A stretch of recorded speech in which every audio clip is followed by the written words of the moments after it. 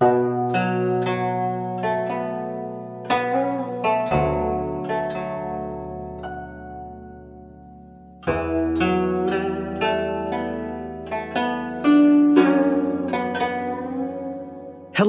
everybody. Welcome back to What Magic Is This Podcast, a podcast about magic, the occult, the esoteric, the paranormal, the supernatural, and the weird. My name, as always, is Douglas Batchelor, and you are here for a fantastic special episode of What Magic Is This. Now, for the most part, my podcast seems to have been kicking around the realms of what we would call, in huge air quotes, and I say that every time, huge air quotes, Western magic. But the listeners have spoken, and particularly the listeners on my Patreon, who every once in a while get to pick topics for this show.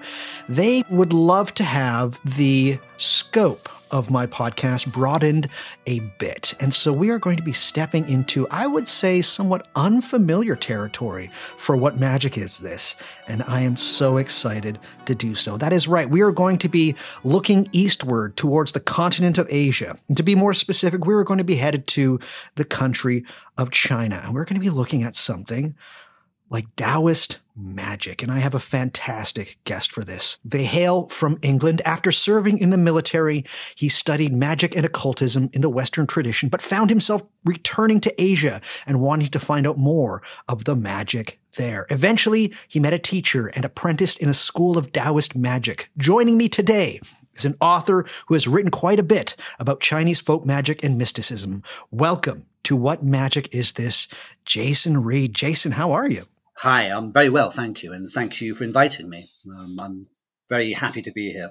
Oh, I'm so excited. I was always saying before the microphones got turned on, some of my favorite episodes to prepare for are things that I don't know very much about. And you released a book back in, I believe, 2022 called Practical Chinese Magic, which is going to be talking about our topic today, which is Taoist magic. And so I grabbed this book, I started reading it, and about 20 pages in, I realized usually when I cover topics on my show, I have a frame of reference. I'm able to know where we are. And this one, 20 pages in, I felt like I was out in open water and my feet no longer touched the bottom. This is stuff that to me was incredible. It was all brand new. And so it was one of those things where there was a lot of taking notes and going to the computer to look up different ways of like, how does this fit into this? And you do a very good job of being able to provide the context behind the names that you bring up of certain deities and immortals and things of that, right? And which we will talk about in this show. But before we get rolling, Jason, tell us about your story and how Chinese magic and ritual became such a huge part of your life. Okay. I suppose like many listeners here, my first entry into the world of magic was as a teenager. You know, like a lot of teenagers, I had a few like psychic experiences, and so on. And that kind of led me on that path to, what's going on. So that led me to what I call the standard part of magic. I was picking up Dion Fortune, psychic self-defense, that kind of thing. That led on a long journey, and I ended up joining a certain caliphate organization, right, where I studied for a while. Which is good, I studied the usual Western magic, the Hermetica and so on, alchemy, which particularly interested me. I've always had that interest, but also both my parents are Gong Fu teachers.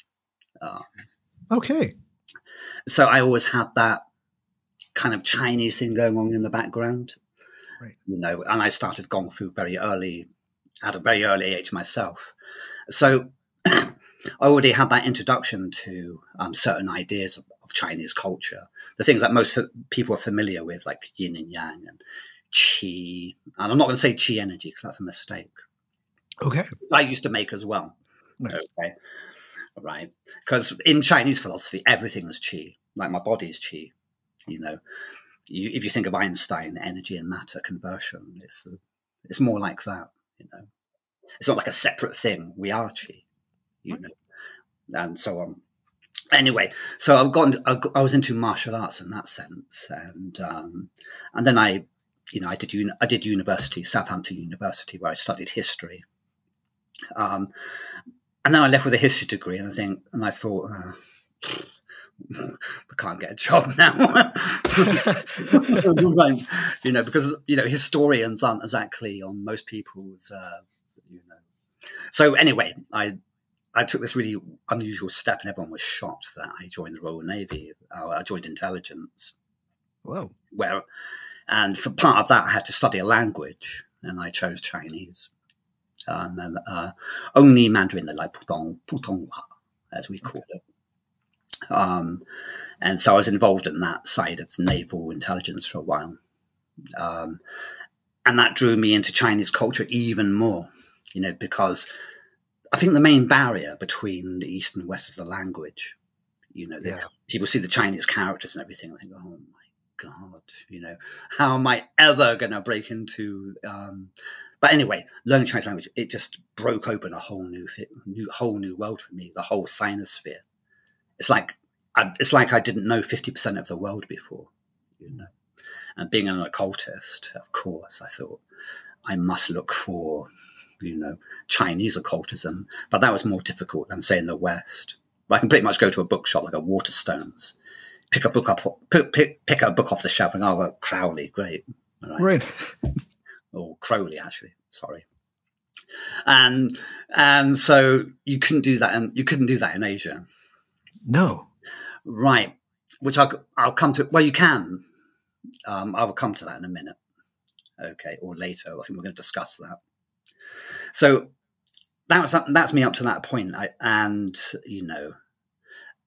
During my time in the Navy, I often went to Singapore.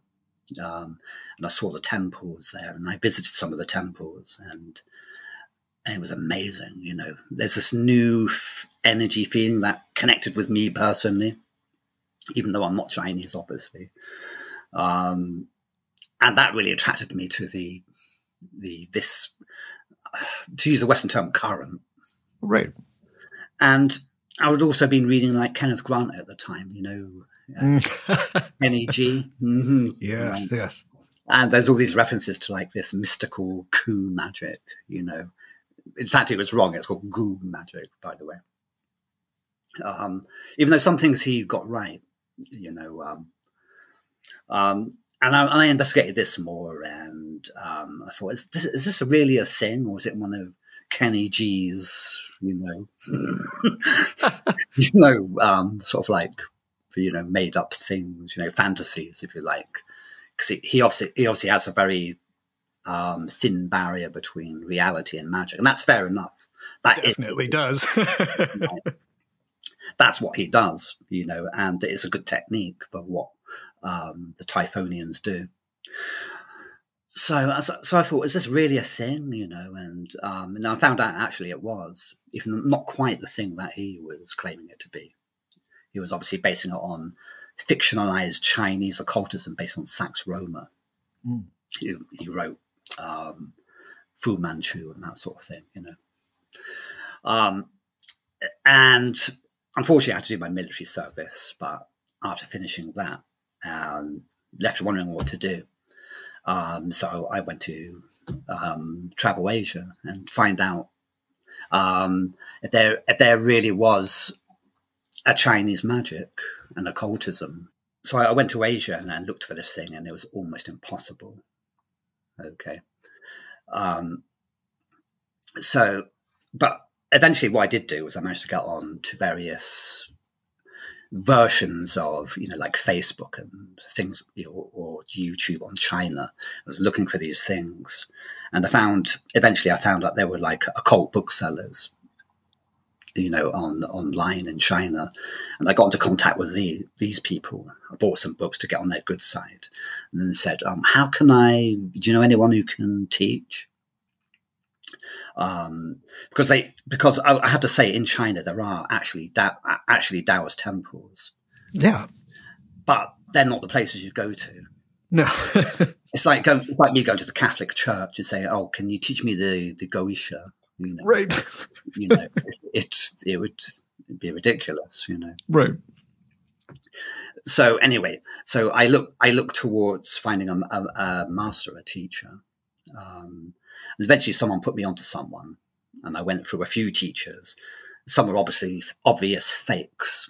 They were like they were reading the same books I was, and basically teaching me rote from these, not knowing how good my Chinese is. Right. But eventually, I met a girl who's now my wife, Nice.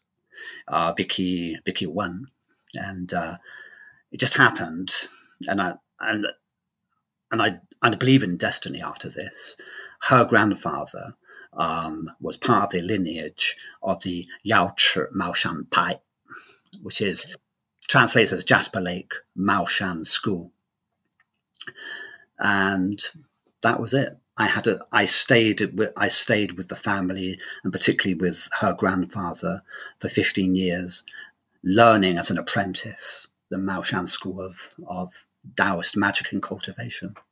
And that's basically my story in a nutshell.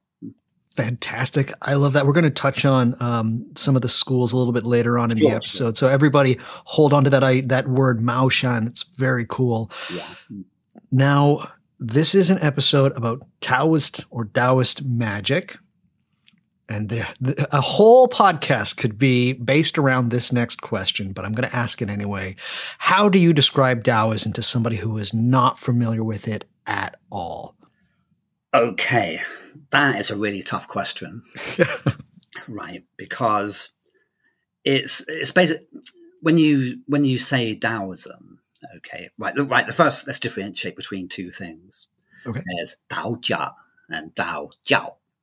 Now, Tao Jiao is like the Taoist philosophy. Okay. Yeah, this is what most Westerners are familiar with. They read the Tao Te Ching or play with the I Ching, this kind of thing. Yeah, and there's this kind of like quiet contemplation, being one with nature, and emptiness, wu wei, that kind of thing. That's what most Westerners are familiar with through writings of, or translations of rather, Thomas Cleary and those gentlemen. And that is what most Westerners think of Taoism as. Yeah.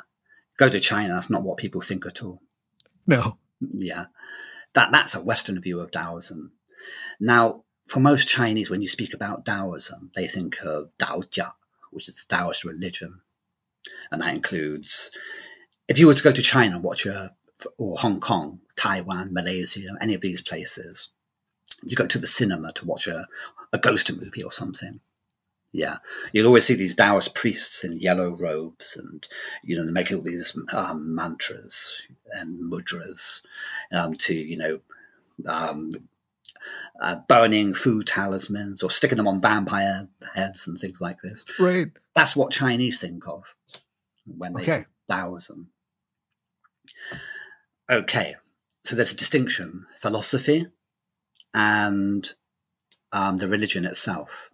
Right. In much in the same way as in the West, actually. Like you have like Hermetic philosophy, yeah, which is a lot of contemplation and thinking about as the above and so below and all that thing, and a Platonic, Neoplatonic way of thinking, and contemplation like Plotinus and those guys. In a similar way, Taoist philosophy is like that. And then you have the Taoist of religion, which would be more like what you find in the PGM or something. Yeah. Which is like a set of techniques. A for enlightenment, B to commune with the gods and spirits, and to deal with any problems that people have in wealth, money, health, and this kind of thing. So that's two ways I define Taoism. Now, China has basically a 5,000-year recorded history. So to define Tao at any point in time or space, because it deviates from place to place as well. Mm-hmm. Okay, it's very difficult. But the essence of Taoism is that the universe is a living organism. Okay. Has one origin. So it's an emanationist philosophy at its essence. There is something called a void, which is beyond our understanding, which you could compare to the Gnostic unknowable or absolute, if you like. and there's a single point where, because there is a non-existence, and there must be an existence in polarity to that for the universe to experience itself. So from that singular point, which we call the Tai Chi, there becomes, through multiplication, an emanation of the 10,000 existences, which we call creation. Right. We work on many levels, from the most subtle to the most physical. Does that sound familiar? Yeah, a little bit like Kabbalism. Yeah. Yeah, exactly. That is the heart of Taoist philosophy. But there's more to it than that. There's in Taoist belief and in Chinese belief in general, these beliefs are older than the term Tao. Okay. There is a relationship between something called the earth, man, and heaven, or the celestial, if you like, which might recall for some people Agrippa, for example, the three realms. Now, man is like an antennae, or if you imagine a Venn diagram between heaven and earth, he's like that fish in the Venn diagram. You know, that cross section of the intersection of the two circles of the Venn diagram. That's man, and he partakes of these natures. The reason why we become unhealthy, the reason why we die in a bad way, I suppose, unknowingly, unconsciously, I guess. Right. Okay. And the reason why we become poor and suffering is because we are out of alignment with the heaven. And that heavenly way is called the Tao, because Tao is also a noun and a verb. So we have to align ourselves back with the Tao, to align ourselves with the universe, and automatically you are one with that universe, and you have all its power and all its love and blessings flow through you. And that's the essence of Taoism. Fantastic. That's a great answer. It is very complex. And as you said, this is 5,000 years of tradition, which is very local and specific to certain parts of geography. And it's some Taoists might disagree with me there. Okay. Right. But for the most part, I've given you an essence of the view of many traditions, and not just our tradition. Okay. So this, as people can probably suss out, this is probably pretty amenable to magic, is it not? Like there was, yes, definitely. I mean, what is magic but learning to play joyfully with the universe? Yeah. Well, maybe sometimes not so joyfully. The universe always has a way of slapping back sometimes when you try to. Of course.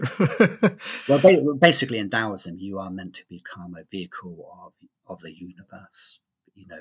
Because you are the universe. You are Qi. Right. A good Qi Gong master, for example, will remind you that you are Qi. You're not taking in Qi. You are part of that Qi, and you're bringing some extra in, if you like. Right. Amazing. Now, before we tuck in a little bit to the past of Taoist magic, I would like to stick with the present for a bit. And one of the things which shocked me when reading, it's in the first 50 pages of your book, is that magic is currently banned in China and divination is banned. So what's going on with this, and how do people practice? Okay. Well, you have to practice in private for starters. Right. Let me explain this, right? Then you might understand it a bit more. Okay.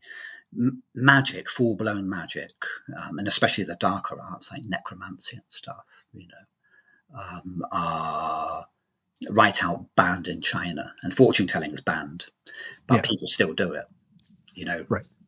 Right. It's a really, I lived in China and I was practicing, and it's a really interesting feeling of what it would have been like to live in Britain in the 15th century. Right. You're really paranoid all the time, Yeah. I thought I was going to grow water out my nose with hairs on it. And, Right. looking behind over my shoulder, for the Witchfinder General. That's right. It's kind of like that.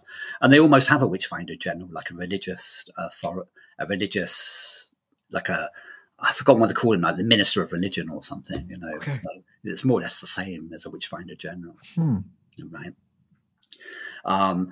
Now, the Ministry of Religion in China controls all the major Taoist temples and turn them into basically,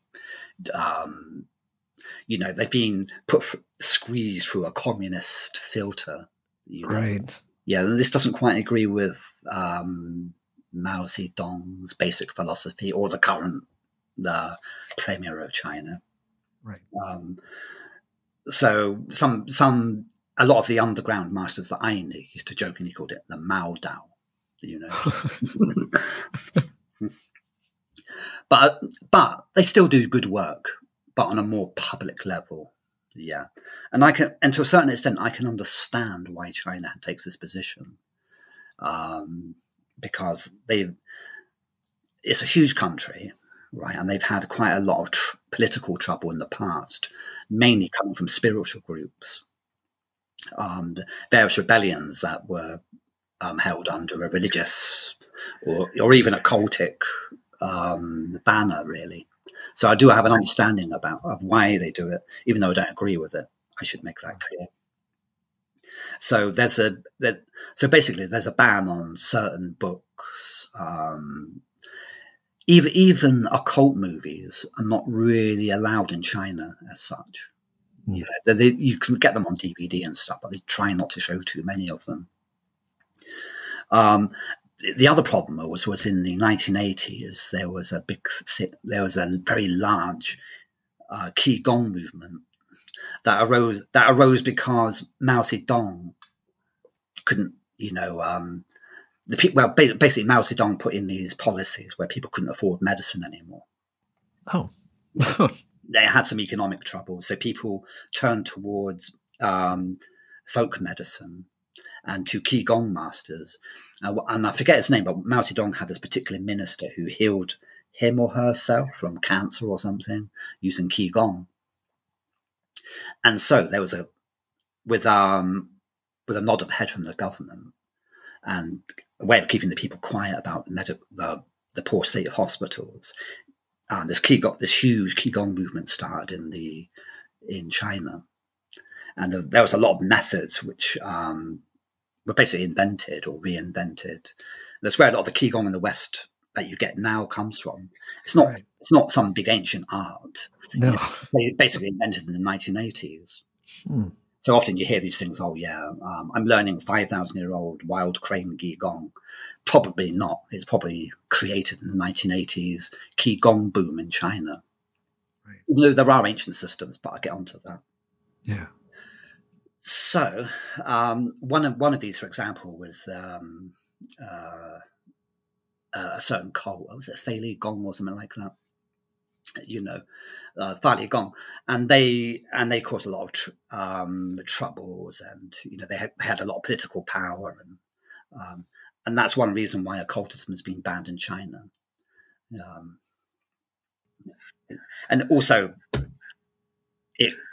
occultists naturally criticize the government. It's just part of the way we think, One question: what would be like the penalty for, say, practicing, let's say, necromancy? Let's say something as dark as necromancy. Okay. What would the penalty be in contemporary China? I'm not sure, to be honest with you, but No, okay. certainly jail, Yeah. or huge fines, and maybe you'd spend some time being in an re-education camp. No, you naughty boy, don't make the corpses walk. Right. No occult podcasts in China, I'm guessing. So no way. No. You might get Taoist ones with the usual cliched Taoism and a bit of Tai Chi thrown in, which is the cliched idea that, which is crazy actually, because I'm gonna annoy some people, but when I say Tai Chi, people have this image of like Taoist priests doing Tai Chi and all this, and it's absolute nonsense. I mean, Tai Chi was relatively unknown till the in the late 19th century, and it got spread around from an obscure village in China, and then it got adopted by some Taoists, especially intellectual movement, in the early 1900s, and became part of that. There you go. Yeah. Amazing. I know we're dealing with thousands of years of tradition and evolution, but if possible, is there a short summary that you have, Jason, of how Taoism and magic came to be intertwined? Sure. They've always been intertwined. They didn't come to be. Right. Okay. Right. When you trace any tradition back, what do you come back to? Shamanism. Okay. So that's really where it begins. Okay. So we go back to, for example, the Shang dynasty. I guess that's the period where you have the emergence of the Wu shaman. Okay. Wu is a Chinese character, which means shaman. It can mean witch and so on. You have a slightly different character for male or female shaman or witch or sorcerer, whatever. You can be you can interpret these characters in the multiple ways depending on context. Now, what did they do? They worked for the village or society that they lived in. They understood the movement of the winds. They went into the dreams on behalf of the people to heal and to talk to spirits. They dealt with problems, like maybe the crops aren't growing very well. The animals are dying. Or even basic stuff like young Miss Lee needs a boyfriend. Yeah, right. Things like this, healing and that sort of thing. So magic started very earlier on. And we've got some evidence of this as well from things they left behind. You might be well aware of the Longgu, which are like dragon bones, which are actually tortoise plastrons or a scatter of sheep. And what they used to do was heat them up, and they would crack into. And probably this is where the origin of the I Ching comes from whether the line was broken or unbroken, right, and so on. And then you have a book, a very early book called the Book of Nine Songs. Okay. Now, the Book of Nine Songs is a very early document which seems to indicate early religious practices, which we would call magical. It's actually quite an erotic enterprise. The magician, whether male or female, wears their best clothes and tries to attract, to woo, to almost seduce the spirit or the god to come. Cool. So they wear all the mirrors and that kind of thing. Right. And the spells are like love songs almost. And they speak to the gods and goddesses to help them. Interestingly, they have like dancing maidens and a horned god. There you go. Yeah, right. So we have these early, and then later on it developed into a more complete, complex system, this early Wu shamanism, and became the province of the Fangshe, which means like a master of the methods, the method being occultism and divination. So these Fangshe would have a more complex knowledge, and now they were involved in things like astrology and aspects like this. So the Wu shaman developed into something called the Fangshe, and they were like wandering magicians. Cool. Yeah, it's just got a ring to it, hasn't it? Yeah, it does, definitely. Right. And they would offer their services to families or villages, and later on, some got attached to certain families, and later on, the emperor himself.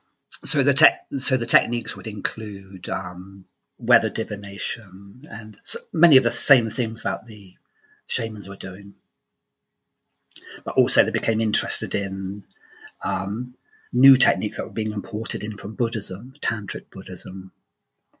So the mudras and all that sort of develops.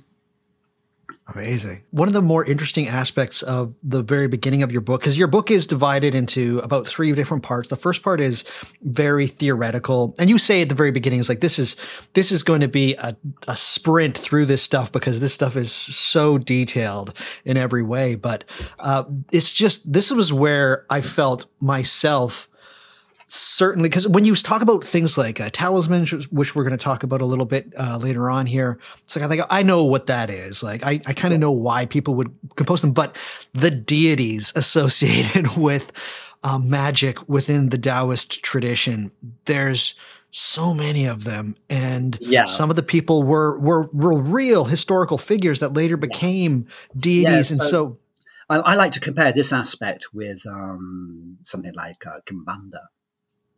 Okay. Like when people die and they've done something great and their name is remembered, right?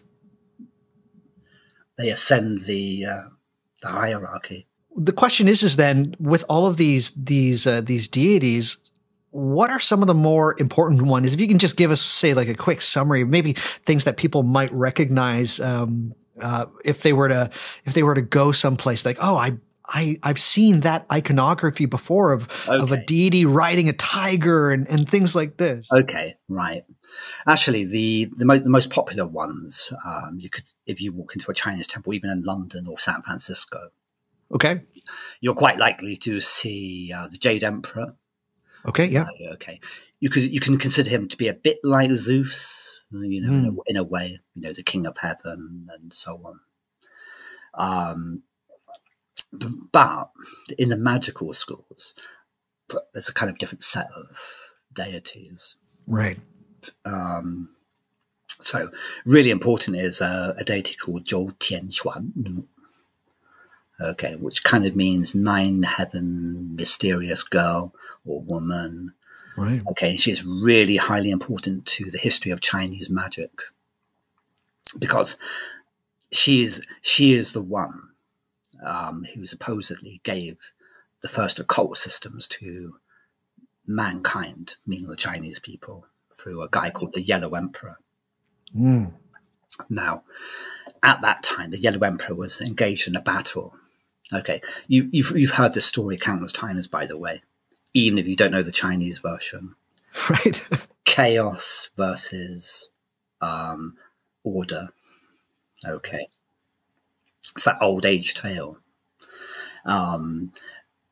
So the Yellow Emperor has this huge battle against this demon king. Okay, actually, it's not really a demon king, but he's like a head of a tribe that's later reinterpreted as a demon in mythology. But this demon has the power, and he obscures the whole land with dark clouds. No one can see anything. And this demon king has all these monstrous beings and things like this, you know, like it's very Lord of the Rings. Yeah, sounds it. You know, the age of man is over and all that sort of stuff. Yeah. And so the Yellow Emperor's got, you know, he goes somewhere, you know, it hides in the mountains. Go, what am I going to do? You know, I can't see anything. These demonic powers are going to take over the earth. And that was it. He just didn't know what to do, you know. So he prayed to the heavens and so on. And this deity floats down dressed in purple veils, riding a phoenix and this kind of thing. And that was Zhou Tianshuan, who apparently came from and is associated with Venus. Okay. And she was a war and sex goddess. Okay, and taught alchemy, which might sound a bit familiar to you, like yeah, all right. And she taught them all the occult arts and the sexual arts and alchemy. Pretty good. Yeah, I was going to say. Yeah. That was a war, alchemy, and magic. Yeah, it's the new sex, drugs, and rock and roll. I'm just going to say. Yeah, I wish I had his Tinder, right? Right. Right. So anyway, he sort of like learned all these arts. Some of them still practiced in China today. there are divination arts like qi men dun jia, which is hard to explain, but it's basically a system of analyzing qi. Okay, so you can, by analyzing that qi, you can form battle strategies. Nowadays, we use it to form business strategies or strategies to do things, Right. make decisions and so on. Feng Shui, which you might be familiar with. Now, most people, when they think of Feng Shui, they think of hanging up a purple crystal somewhere in your northeast. Putting a mirror in the bathroom on the fan. Yeah. Or like, oh my God, my marriage is rubbish. Let me just crack the bed this way and that'd be solved. Right. Right. But that's not real Feng Shui. No. Yeah. There's a kind of faux Feng Shui, which is kind of a kind of interior decorating. Yes. But in China, it's a really highly occult art of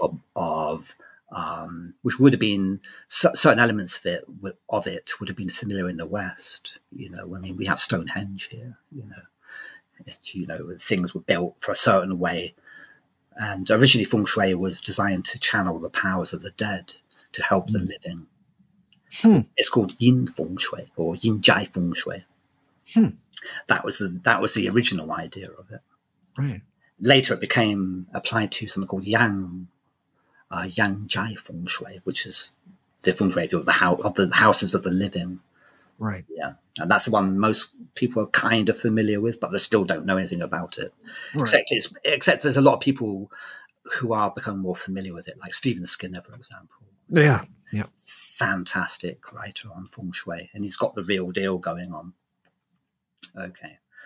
But a lot of these arts, and of course there's magic that was also given by Zhou Tianshuan Nu, especially a certain magic associated with 6 certain spirits called the Lo Ding Lo Jia, which is kind of like I'm trying to find a Western equivalent.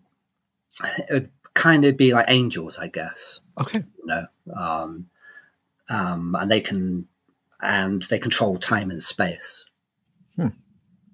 So a lot of the higher Chinese magic for twisting time and space and changing events and creating these, magical events which could never happen any other way except by twisting time and space. Okay. And they were talking about this thousands of years ago, by the way. Right. Right. And that is the heart of Chinese of her magic, of Zhou Tianshuan Nu's magic. Yeah. Another group that people are going to come across is, I just love the name. This might just be the English translation. It's the Immortals. Correct me if I'm wrong, Jason, but there's considered like the 8 Immortals. Yeah. I mean, there are 8 Immortals, but Taoism makes it clear there's thousands of them. Right. Now, immortality is another thing that is at the heart of Taoism. Okay. But in the myths and legends, the immortals are real. They really do live forever, but that's not the real immortality. Okay. The physical immortality of the early alchemists is obviously ridiculous. Yeah. Like mercury pills and, go mad and all that sort of thing. Yeah. The real alchemy of Taoism, of Mao Shan in particular. I should stop speaking for the whole of Taoism and for our Mao Shan society and some other societies closely allied. The real immortality is the immortality of the spirit, of the crystallization of something we call the Ling Ti, or the spiritual body, which survives the post-mortem crisis or trauma. And that's the essence of it's the creation of a spiritual body. This might be a good place to quickly veer. In your book, Practical Chinese Magic, you talk of the Mao Shan and also the Yin Shan Pai, or otherwise known as school. So, as you mentioned, certain deities are important to different schools as well. But how important is the idea the actual adoption of schools to Taoist magic? Very important, really, because there are schools that don't practice it at all. Right. It's like, there's another division of Taoism. There's schools that just deal with merit. Yeah. And it's kind of like these kind of Taoists will feel like sinners. Okay. They need their sins forgiven and the sins of the other. It's a bit like the church in our country, in our society.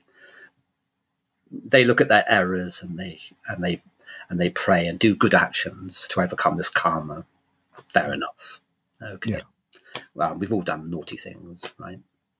So, and that's where they concentrate on doing good works. And that's good because they form a function in society, like feeding the hungry and all that sort of thing. And then you have the alchemical Taoists who just solely focus on alchemy. And there are many kinds of alchemy too. Mm-hmm. So there's an alchemy which is more closer to Chan Buddhism or Zen Buddhism. It's basically Zen Buddhism within alchemical language. But a lot of people have arguments about this. It's in the Chinese society, there's a lot of argument about it, whether it's Taoist or not, whether it's just Zen Buddhism in alchemical language. Yeah. So are you trying to say that there's also disagreements amongst alchemists, astrologers, and magicians? Yeah, but there are disagreements, right? Yeah. But they're not in the same. They don't have the same venom. Okay. Like in the West, in like witch wars and stuff like that. Yeah. Huh. I mean, it's a polite disagreement. I see. Right. So, in fact, the only people I really see arguing about, this alchemy is right and this alchemy is wrong, your Tai Chi is rubbish because you've got your hand at this angle, is in the West, right? Among Western practitioners. So they bring in that kind of warrior spirit that Westerners have. Okay, so you have that kind of alchemy, which is more like meditation to find the void and all that sort of thing. Yeah, right. Which I think is good because that's actually part of the other alchemy too. But I think it's missing something. Okay. In fact, some books on alchemy will speak of those who just seek nirvana in that kind of bliss, become nothing but ghosts. All right. Okay. They have a kind of yin presence, even though it's immortal in its own sense, having achieved nirvanic oblivion. They become more of a yin function without many. But that's just one argument from one group. I'm not saying it's true. A certain text. Then there's another sect, which is like the what I would call alchemy proper sect, which is actually about converting energies and chi in the body to something to become a vehicle for your consciousness. Yeah. And it will have a permanent existence. Okay, it's the crystallization of the spirit of man in its essence. Very Gnostic idea, actually. Mm-hmm. Mm-hmm. Okay. And, this can give birth to a new body, a spiritual body. And for me, that's alchemy proper. Okay. But also it has an element of that kind of experiencing the void as part of that process, but it's not the end of it, but part of that process. Yeah. In the very beginning of practical Chinese magic, because I really want people to get this, Jason, you say that you come from most of where your point of context is the Mao Shan Pai. Yeah, that's correct. So what does that mean? Like, what is Mao Shan? Like, where did it come from? And why did this particularly interest you? Okay. Right. Well, firstly, right, I didn't consciously look for Mao Shan. Okay. It kind of found me. Nice. Right. So, it could have been any Taoist society. I was desperately looking for something, right? Yeah, yeah. But I found this one, or rather, it found me. And I even intermarried into that family.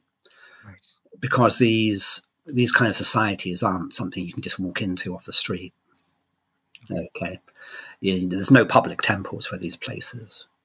But maybe there's one in every village, actually, but just people don't know. So Mao, it's a really complex history. No doubt. Okay, right. There's Mao Shan is actually Mao. It's kind of cotton grass. And Shan means mountain in Chinese. And Mao Shan is the name of a mountain which had a very famous Taoist temple belonging to the Shanqing. Okay. The Upper Purity sect, which is actually an orthodox sect. But they had more unusual practices than, say, normal Taoism, like Quan Zhen or Zheng Yi, for example, which are the two. They're like the Catholic Church and the Church of England of China. Okay. Got it. Right. Shanqing was a bit more, woo, a bit more scary to people. They did more exorcisms, had really unusual meditations compared with the others. They're famous for their medicines and things like that. But they also had, at times, some priests who were a bit naughty. Because you got to have that, right? The Yeah, magic, sure. you got to keep that magic medicine ball going. You got to have a few of the iconoclasts. Yeah. That's right. Well, this is a great story anyway. So, for example, there's this one priest. It's a well-known story. I've forgotten what volume of what book it's in. It's called the Jade Girl Technique. Okay, being a bit naughty, he decided that a young lass in the local village near to the Maoshan mountain, he took a bit of a liking to. And so he resorted to his spell books and he would visit this girl in her dreams every night. And, yeah. I had to spell it out. Right. But this caused a scandal at the time because she became pregnant. Right. Mm. And this priest had to be run away or something. But more than most Tao societies, the Mao Shan guys got in the most trouble. Okay, because they were dealing with more higher. I don't want to say higher, but they had more occult techniques at their disposal. Okay.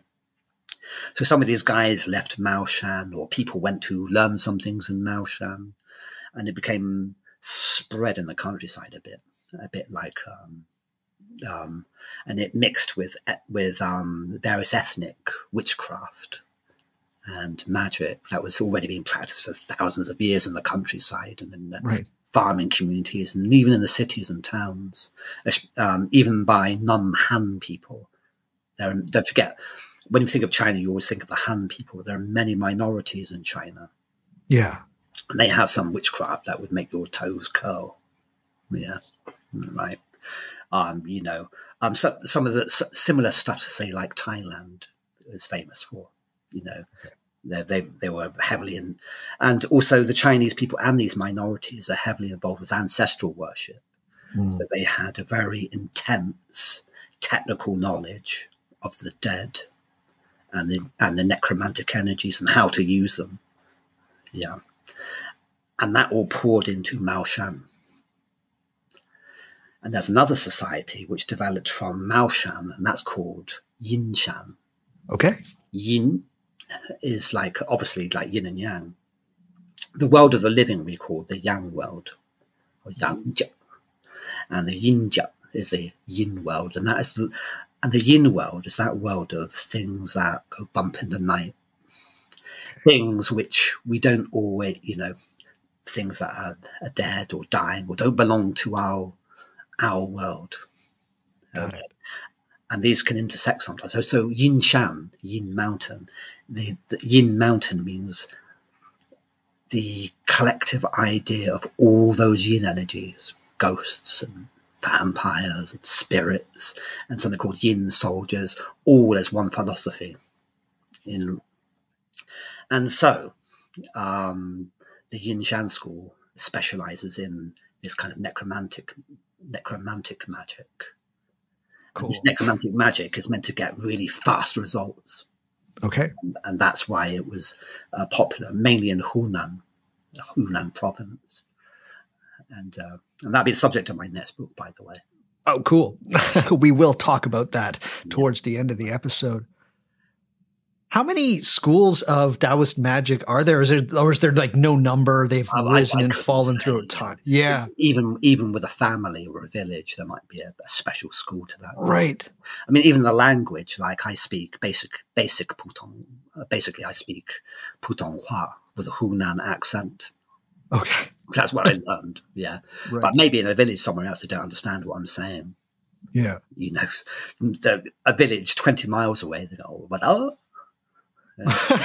I'm right to go. It's like nice. It's kind of like England in that way, right? You can drive 20 minutes and you don't understand what the people up in Yorkshire are saying. Everybody makes fun of Yorkshire. I didn't mean that. You guys are lovely. I love all of them. Right.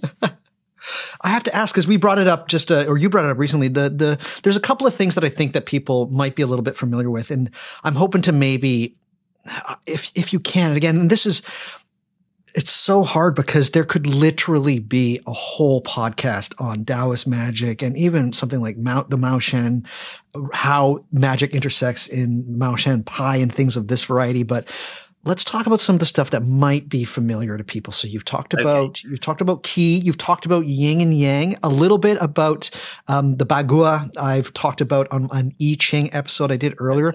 How does this all come together? Because this is stuff that I know everybody who's listened to this podcast has heard of qi energy. They've heard of the yin and yang. How does it all come together? Okay. Right. Difficult. I know. I just asked, like, give me everything. Okay. let me explain. Right. So yin yang. Sure. Okay. Yin yang. Wu Xing, which is 5 elements. Bagua, which means 8 diagrams. Well, gua, it's a really bad translation actually. Gua means like holy symbol. Right. Holy symbols. Gua. Yeah. Yeah. These are ways of understanding the universe. This is our Chinese Kabbalah. Got it. Okay. So their category, our ways of categorizing the essence of phenomena of nature and man and understanding them. Okay. So yin yang's easy. Okay. Right. So it's just polarity. But one thing I should give a warning about is that's relative. Yeah.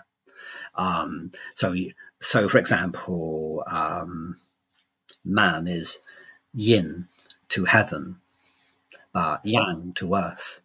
So I'm both yin and yang. So you can't just say, oh, this is yin and that's yang. Right. It depends on the relativity of it. Got it. And that's the biggest, mistake that I think I hear Westerners saying. Apart from the fact that they call the left hand yin, which is wrong. It's actually the right. Yeah, right. So your left hand is a yang one, and your left hand and your right hand is a yin one. Okay. Because we're so used to this idea of polarity in the West, and it's taught in a slightly different way, Mm-hmm. So, but that's okay. It is the same thing, basically. Okay. And also the fact that yin and yang is not really separate either. That's an illusion of our consciousness, which tends to divide things in time and space, cross-section things, because that's the way we see things. There is no yin and yang, really. There's only Tao. That's the other thing to remember. Okay, it's just convenience. Okay, nice. It's a model, a user interface, so we can work with the universe with what we have. Okay, not to be taken literally. Okay, but also it has a reality. Okay, so Bagua is a bit more unusual. bit more difficult to understand. Yeah, Right? yeah. But what it came from originally is something called the Hetu, which is a kind of like a spiritual diagram and map that the sage Fuxi, discovered. And this map is a map of the essence of the universe or the cosmos. Okay, so he wants, like the Kabbalah has its tree of life of the Oshak. We also have the Bagua to understand. Okay, most people forget about the center, by the way. There are 8, but there's 1 in the middle too. So it's 9. Right. Yeah, okay. But it's secret, it's hidden. Okay. Doesn't have a name. Okay. Okay. So the Bagua is a way of understanding the universe, its motion, and how things flow from one thing into another. So by understanding the Bagua, to understand the Bagua, we have to understand that there are 2 Bagua. Right. There's an idealistic archetypal one. Right. Okay, called the pre-heaven Bagua. Yes. Okay. That gives you everything's perfectly matched, kun heaven. Kun earth is matched to qian heaven and so on. Okay, they're perfectly polarized. But with that represents, I suppose, what Kabbalists or Kabbalists would call the archetypal world. Yeah. Perfect in every way. But there's no dynamism, no chance to move, no chance for evolution, progression, experience, because the pattern is just too perfect. Yeah. So there's no movement, because it really is an exploded diagram of the absolute. I don't know if that makes any sense. An exploded diagram of the single point. And the void, if you like. It's what I suppose Plato might call it the good, the archetype. Right. Okay, which is great. It shows us, where we come from and everything. But try to apply it to the earth and understand the earth and go, I can't do it. It's just doesn't match up, because the earth is not perfect. It's a flawed model, if you like, or a limited, not flawed. Nothing is flawed. It appears flawed because of our mind, but it's not. It's actually in the limitations of physical materiality, and even other kinds of materiality above physical materiality. We have to understand that the eternal Bagua cannot, or the pre-heaven Bagua cannot work in that field. So we have something called the post-heaven Bagua to understand how the eternal, the archetypal, works in the manifest realm. Right. So Bagua is actually more complex than you'd think. Okay. Yeah. For people who might be a little bit wondering what we're talking about, I'm almost positive most people listening to this podcast have seen a diagram of the Bagua. It is like an octagon, so it looks like a stop sign, just with the shape. But then in and around the outside of that shape are the the trigrams of the I Ching. So for people, if you haven't listened to my I Ching episode, please go and listen to the I Ching. We talk about the Bagua a little bit there. And then at the center, a lot of times in its representation, the center will be a yin yang symbol. Is that correct? That's correct. And a lot of times, if you say go into a Chinese grocer, it might be put close to the entrance of the, So for people, I'm positive, some of you might be like, oh yeah, I've Korean seen flag. that. Yes. Korean flag. There you go. Exactly. Yes. Brilliant. Yeah. So you have these two Bagua, and that's yes. One's to understand the archetypal, right? Yeah, and one's to understand the more physical, the manifest realm. Because manifest doesn't just mean the physical, like stuff I can knock wood with, yeah. Right. Some stuff above that as well. So now the Bagua itself, you can understand through the cycle of the sun. Okay, which is where they probably got the idea from. Got it. Okay, so the sun rises in the east, and it follows something we call the Huangdao. Yeah, it means the yellow road. Now we don't need Dorothy for this, right? Right. It actually means the ecliptic. Got it. Right. So the sun follows the ecliptic, and you get the seasons and even the hours of the day, and the Bagua relates to the energetic changes and the difference of the sun going along the ecliptic. So you have this Qian energy and this earth energy and so on. And that's where, and the same with the moon and anything that moves along the ecliptic. And that's where the idea possibly of the Bagua came from. Interesting. Very cool. One of my favorite parts of practical Chinese magic is when you're talking about the 5 elements. Now, these are very different than what we would call like the Platonic elements or within. Well, true. You do a very good job of describing it, but so what are these 5 elements? Okay. Well, the 5 elements are the way of looking at an energy cycle, any energy cycle. Right. Okay. So an energy cycle has a beginning and end, and a transformation, entropy, if you like, the thermodynamic law of entropy. Yeah.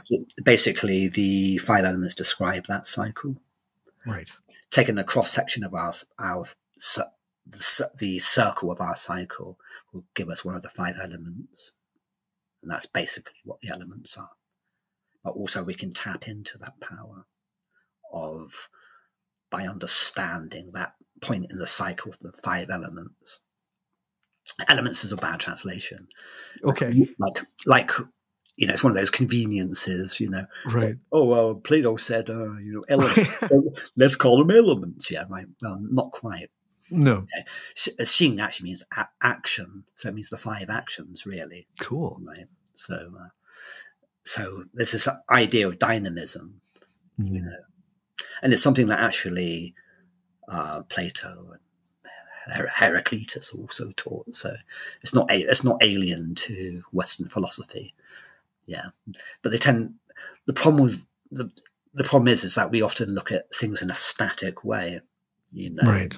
I can't remember a lot of my Western training, but I think, this is air and this is fire, but it's more interesting to look at it as a cycle of transformation, and understanding like any wave or particle of energy will contain this idea and tendency towards a certain point in that cycle at any given time.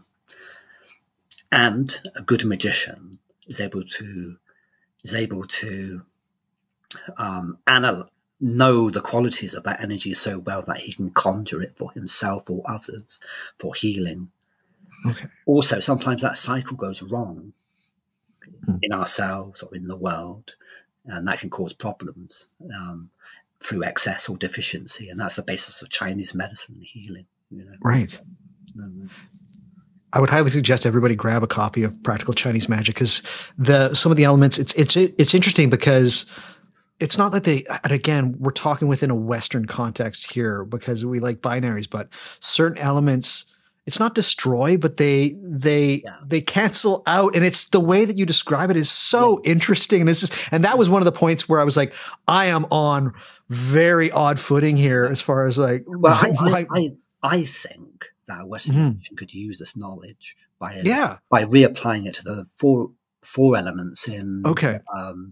And I think, if I remember rightly, 3 books of occult philosophy. Yeah. You must be familiar. Yeah. Right?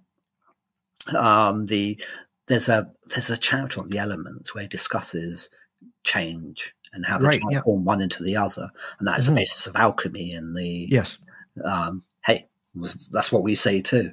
There's no big difference. No. Okay.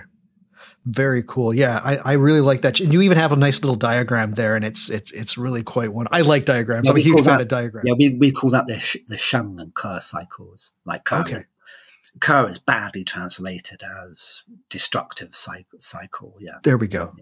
Yeah. It's not destructive, but it can be catabolic. Right. But without those cycles, yeah, I'd be a huge cancerous mass of skin and hair, and we do need those catabolic cycles. Yeah, right. Definitely. And you have the anabolic cycles, which I like to call the Sheng cycles, which help us to see which elements either clash, which ones. It's very similar to actually. Every child knows the elements to paper, rock, scissors. Right. There you go. Yeah, that's a great way of explaining it actually as well. And it's very fascinating. There's a lot you can actually pull from just sitting with that idea. I think you even say that in the book, is like, you need to know this. Yeah. Actually, at several points, you're like, you need to be able to sit with these concepts before you can. But I also understand, right, that many Western magicians, that they think that Chinese magic is this really alien concept to them. Yeah, well, actually, it's not so much. There's many of the similar principles. It can only be the similar. Yeah. Okay. Because we work in the same world with the same bodies, So I think a Western magician can take some of the, and I guarantee, right, that anyone in the Renaissance, like Pico, Mirandola, and Agrippa, all those guys, if they had a book on Taoism, they would have delved into that, and you'd probably be reading it in Agrippa. They were getting their magic from everywhere, like Picatrix and so on. Yeah. So anyway, I think a Western magician can look at Chinese magic and adapt the essence of what he learns there, into Western magic in the form that he wants or needs. For sure. I'm not saying you have to believe in Zhou Tian Xuan Lu, but hey, doesn't that sound like Ishtar or the Venus, who war sex goddess, right, helping Gilgamesh? I don't like to overly, sort of like relate things, but there are certain mythic themes which are in every culture. Yeah. You also talked a bit, and you used the comparison of Aleister Crowley's Libra 777 at one point, and you also said, like, you can't. It's like this. I forget what you were talking about. You're like, it's like this, but I think that Crowley tried to go. He went over and above, and I think it doesn't really fit too well. My problem is that 777 can quickly become a colonial tool, right? For cultural appropriation. Yeah, and also the things that he's saying, like, let's say you got a table of gods, right? And you got like, I put Apollo here, and it's not quite that simple, I mean, when you fully understand, if you understand any one god, they are everything. Yeah. So you can't just put it, so I'll say, okay, this is just opinion, by the way, and I expect I get hate mail for this. You might, but I trashed. I did a whole episode where I trashed Libra 777. So trust me, most of those people have logged off of my podcast. For me, 777 stinks of that colonial attitude of gathering knowledge and Orientalism and putting it in. And I think there's more to it. There are connections between things. Yeah, there are mythic cycles that we all share in our cultures, but it's really wrong for us to culturally appropriate them and say, okay, it's in Kether, it's mine now. Right. Well, no, sorry, no.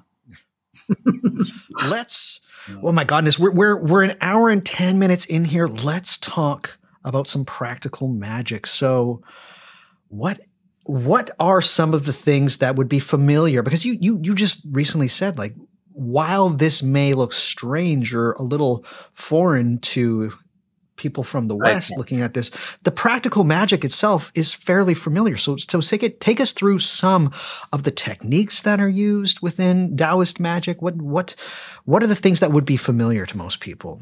And how are they different, truly? This is a huge question. I just keep throwing you like the biggest questions. Like, here, explain to my listeners. Okay, right. So some techniques of Chinese magic. Okay. Well, basically, it comes back to that hierarchy of needs. Okay. Yeah, right. So you want to eat. You want a roof over your head. Mm-hmm. Okay. You want a good partner. Okay. Whether, you want money to survive or wealth of some kind. So a lot of the spellcraft of Taoism look at these things. Okay. I'll go on to some more dodgy stuff in a minute. I say dodgy, right? But, right? It's the British. Right? I don't know whether you use that in the US. Like, right? Dodgy? I'm in Canada, so we're more British than the Southern. We're part of the Commonwealth. Yeah, I worked with a Canadian in China, one of my best friends, actually. Nice. Okay. We're pretty good. Yeah. We're okay. Yeah, right. Yeah, right. It's a great guitar player. Nice. Well, anyway, get back to my topic, right? So a lot of these spellcrafts were devoted to getting something to eat, getting a roof over your head, getting wealthy, getting healthy, all the things, and getting laid. That's a lot of it. That's magic.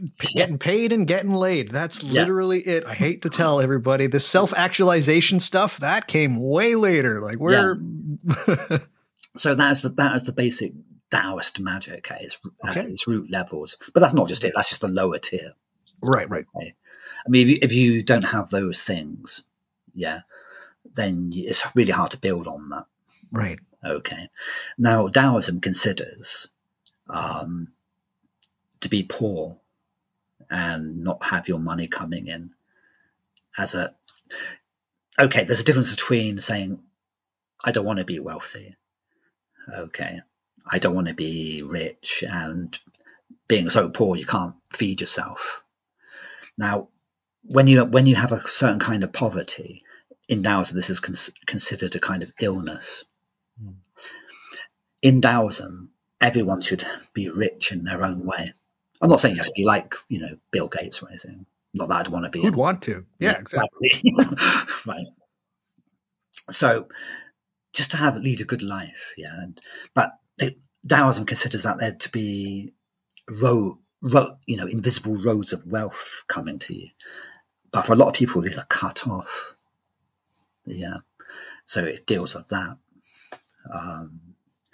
Some of the magic for that would include dealing with with feng shui, learning how to redirect energies. Yeah. Sometimes like burying things in your yard. A really famous example of this is Wu Gui Ba, which means 5 ghosts method. Yeah, this is the good stuff. Yeah. So 5 ghost method, for example, a good way of doing it would be to, you might have soil, and you get soil from a particular side of the house where you get an energy called Sheng Qi or living Qi. Okay, and you get special water and then certain herbs like a money grass. And you mix them all together to make 5 clay figures. Yeah, and these are consecrated or kai guang to make them alive. That's the best way I can put it. And then these are arranged in a certain position near your house.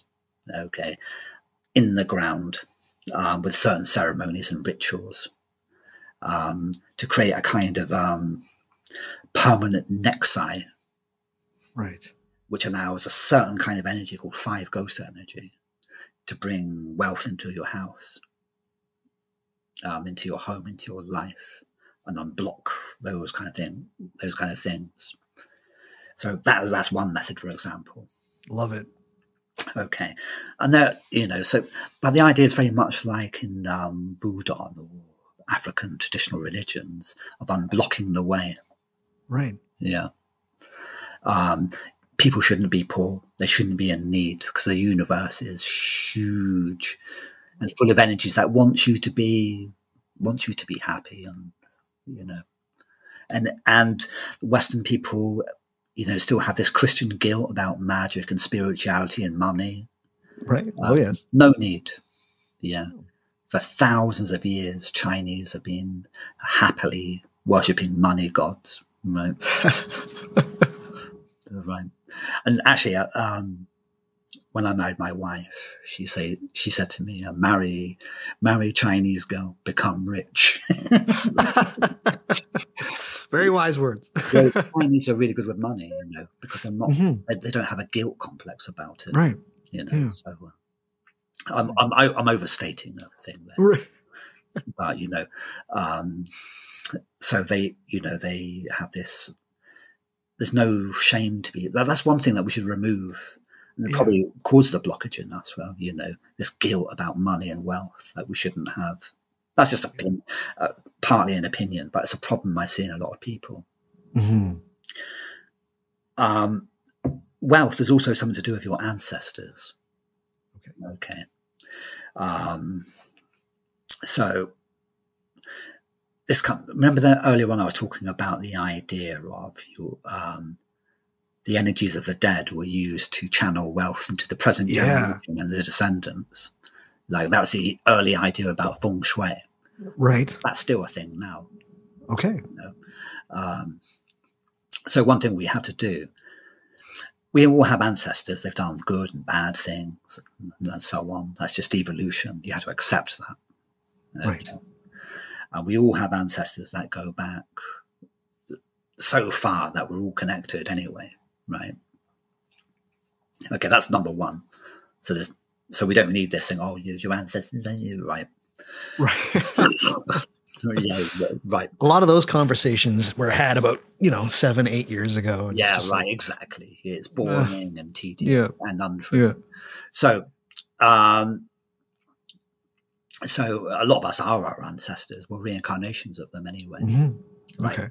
So we have a lot of that, and by reconnecting with your ancestors, you plug in, to a whole stream of wisdom energy, right, and wealth, which you might not be aware of. Yeah, so that is a thing I find missing from Western magic quite a lot. Okay. There needs to be a reconnection with ancestral energies. Okay. And it doesn't have to be an obsession either. Like that's all you do, Right. So, another kind of magic would be for health. Right. So, a lot of folk remedies for health. Basic stuff. It could be herbs, but you might do spells on it as well before drinking. So you're putting hand gestures up. And because this is a big part of your book, and you have. Yeah. You have pictures there, which is super helpful. So what are these hand gestures? And this ties into a question that I wanted to ask, because it's a really enlightening part of your book is there's these techniques and they all seem to be used in conjunction with each other, which is things like breathing and hand gestures and all of, and symbols. It's really, really cool. So, was this kind of thing like, let's take this apart. So what are the hand gestures and where did those come from and what are they used for? Okay. I think the hand gestures actually came from Buddhism. Okay. Originally, like tantric forms of Buddhism. Got it. Okay. Come from India into China. Okay. Before then, I don't see much evidence of, I haven't studied the history of the Taoist art. Okay. I don't see much evidence of what we call yin or seals. Shou yin, hand seals. Okay. Mudra in Sanskrit, obviously. Right. Okay. So the seals, they can represent many things. Okay. But basically, some of the different fingers mean different things. Like, for example, this is obviously they can't see. Like, they can't. The scout salute. So people, the two fingers pointed up. Yeah. The most common one is called jian or sword. Okay. Oh, right. Okay. So this represents like these two, for example, represent heaven and man together, work together. Okay. Okay. And then, so I've got, for the listeners, I've got my index and middle finger together. Yeah. Yeah.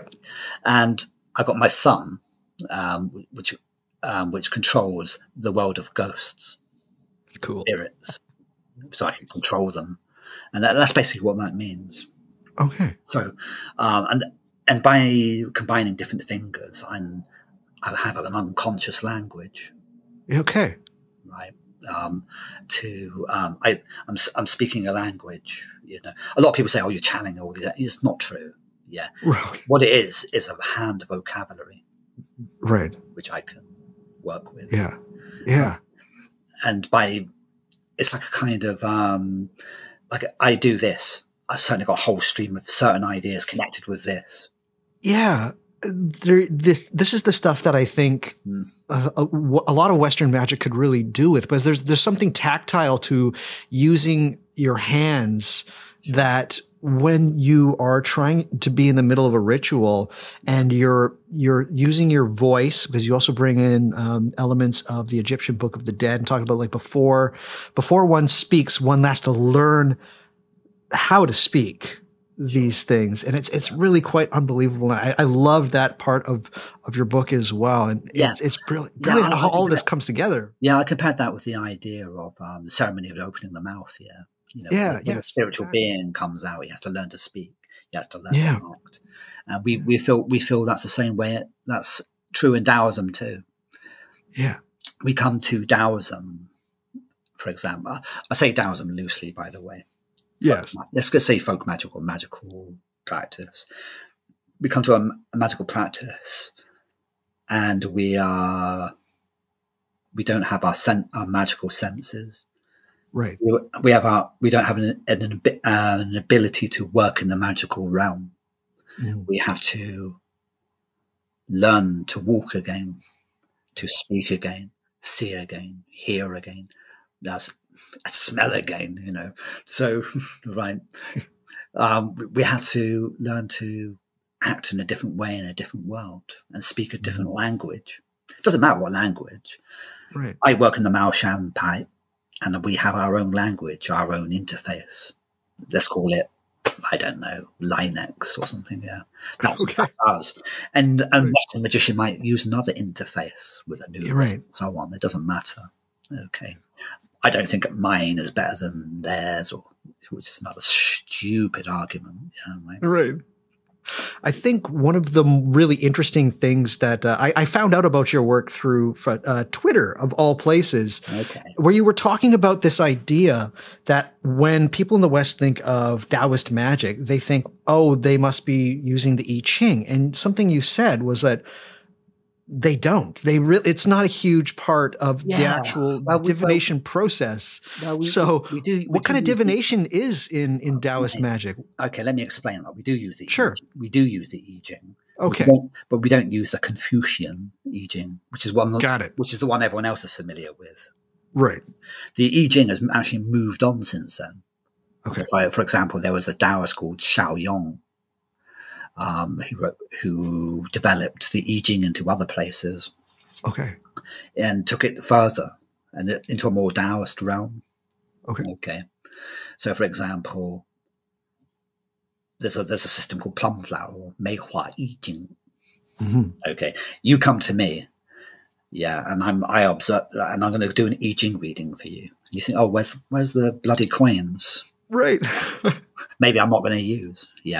I say, let's go for a walk. We walk outside and we see 6 birds fly by, and you're wearing a red sweater. And I put these 2 ideas together to come out with an I Ching. Awesome. Yeah.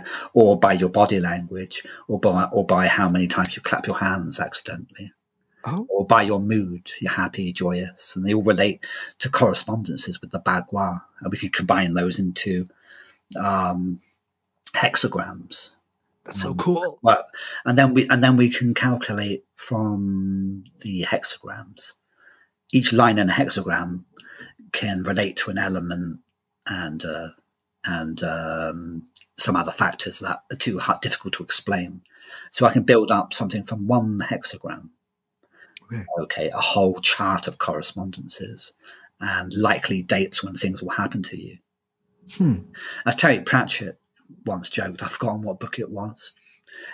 He says, I think it might be in Rincewind or something. They're trying to find out when something's going to happen. They try divination methods, and he tries what Terry Pratchett is obviously talking about the I Ching here, and he says, "Oh, yeah. So what does it say?" He says, "Oh, the six mollusks will arise from the waters." And they say, "Well, what does that mean?"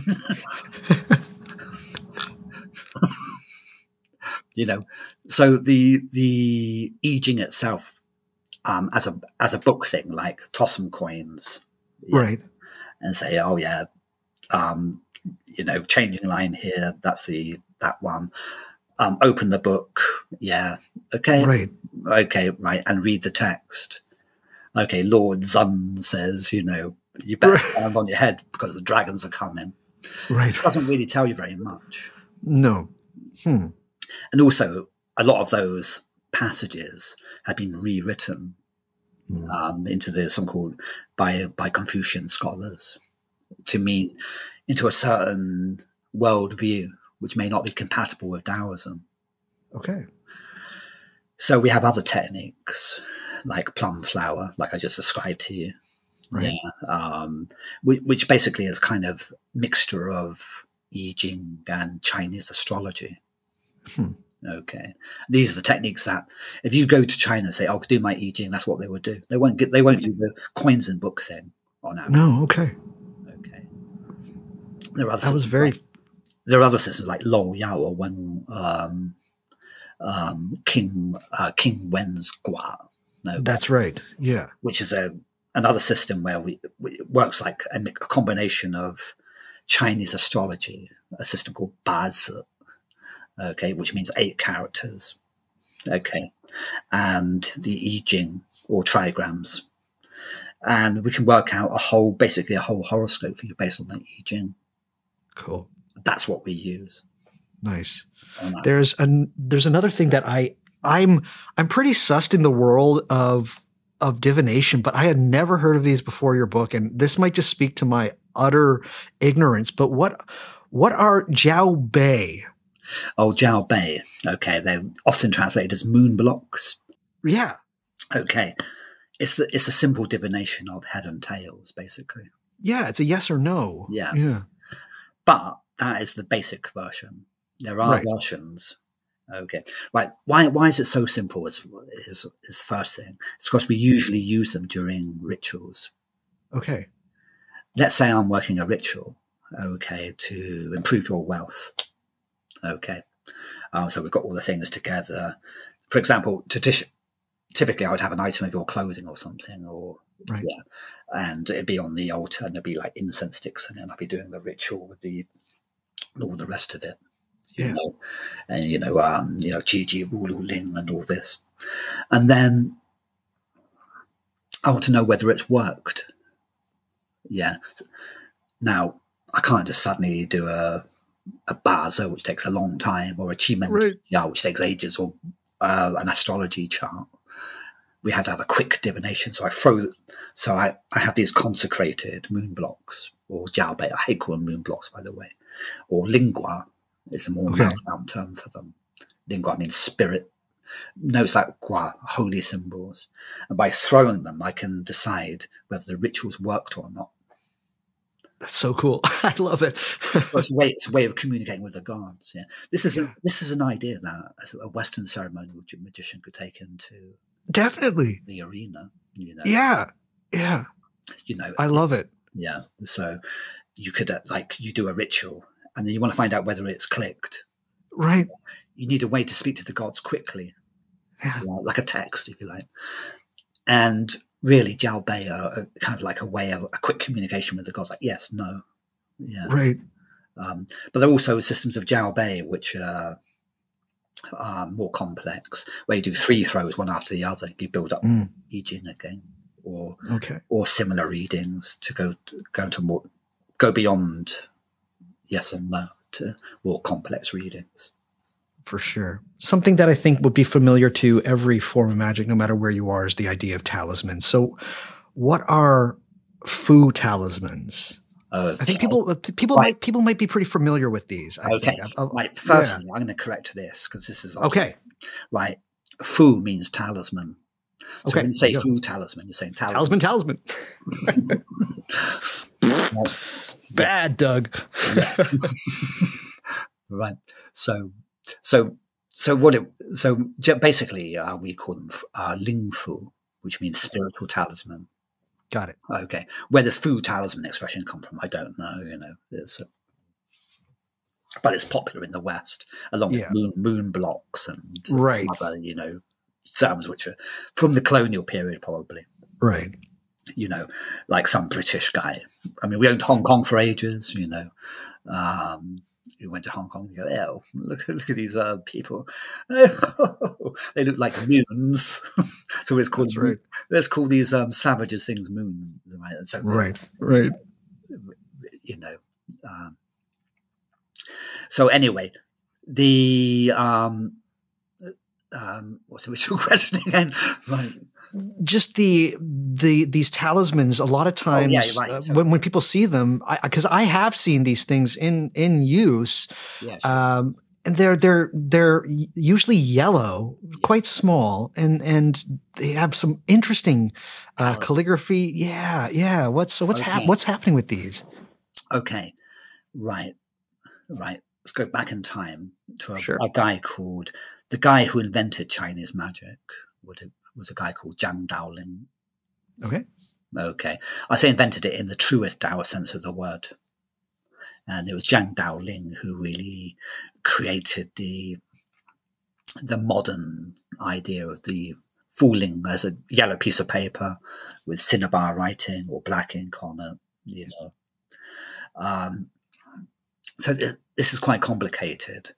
Okay. But the talisman itself is a crystallization of the power of the power sought. That's the best way within writing. Paper seems like a really unusual choice for Western magicians. Well, maybe not actually. I can think of like most folk magic was using paper talismans, and so on. Yeah. Book of Abramelin, etc. Yeah, of course. So the yellow color, yellow represents the earth. Okay, so it's earthing that power. As you know, in 5 elements, yellow is kun or tu, earth. So it can represent the trigram kun, crystallizing and giving birth to those powers into the world. And it becomes a focus for that power. Now, a lot of people who would argue it's a decree of the gods, and it is to a certain extent, but it's like a focus for power. Okay. Talismans always have a certain structure. Yeah, beginning with something at the top called a churling. Churling is like a command, it's a special symbol. And they're usually written from top to bottom. And sometimes they have like a kind of rectangle pattern, and they're called the heaven and earth pillars. Got it. In the center, there might be symbols, or there might be actual writing. The writing saying, "I want da da da da da," or "These ghosts are going to die. I am going to be rich by the blessings of the Fa Guan or whatever." At the bottom of that is something called a fudan, which is like a symbol. It's like a triangle, maybe, or a double triangle with a line through it, and that's the way of stopping powers coming in that you don't want and power leaking out. And it's also a storage of power. When the Taoist finishes this, he might put a kind of like from the brush, which is consecrated, the ink at the very tip has a particular power, and he might focus in that ink, that power, and then they give that final stab into the talisman. and that's focusing the food down, which again is something which Western magicians could use. And I'm sure the PGM has recipes of magical inks and stuff. They did, yeah. So they must have been doing stuff like that, Yeah, for sure, right? Definitely. Where did these talismans? Where do they get put? Are they just kept put on a wall? Are they placed in certain places? Are they kept on an altar? It really depends. Okay. Right. I mean, not all talismans are good either. Yeah. Right. And not all talismans are yellow either. Right. Yes. Yeah. Okay. Yeah, you get red color ones usually for fortune, marriage, that sort of thing. The yellow ones are usually for protection and healing. Oh, okay. Okay. If you get a greenish blue one, that usually deals with yin spirits, ghosts, demons, that sort of thing. So if you find one of those, you're in trouble. Nice. And black ones are for usually preventing fires and things like that, because black represents water. Yeah. And there are other colours as well. So the way talismans could be pasted on the walls, okay, hung, carried, usually in a small pouch, and folded into a triangle. Okay. As you know, triangle represents the three pillars of creation. Triangle represents manifestation. Okay, or what we call the San Qing, which is like the three major deities of Taoism. Right. Okay, so a lot of symbolism in that, and you can carry that. You can naughtier talismans. I know a love spell where you basically make a giant roll up of the talisman, pack it with special herbs, and blow it at someone. The smoke. No. Nice. Not something I would do personally. No, that might be. You might get fired from your job if you're in love with somebody at the office. That's an immediate call into the HR. But the methodology is interesting. Yeah. Yes, very much so. There are talismans for that could be made into ash. So it's similar to powder magic in Western magic and voodoo magic. Right. A lot of the time, a really good talisman is always burned. Why? Because it turns it into a yin product. Okay. Okay. Like ancient people used to break pots and break swords for burying them, so they could be used in the other world. It's the same with talismans. Cool. The word for burn can also mean transform in Chinese. So like a hua. So once we and that ash can be useful. You can draw sigils, Chinese characters with the ash, or if you don't like someone, they can step on the ash and that kind of thing. Right. What's really excellent about practical Chinese magic is that you take people through the process of how to create one of these talismans, and you just go through everything. You've got a diagram also of, and this is perhaps not the same, but I enjoyed that you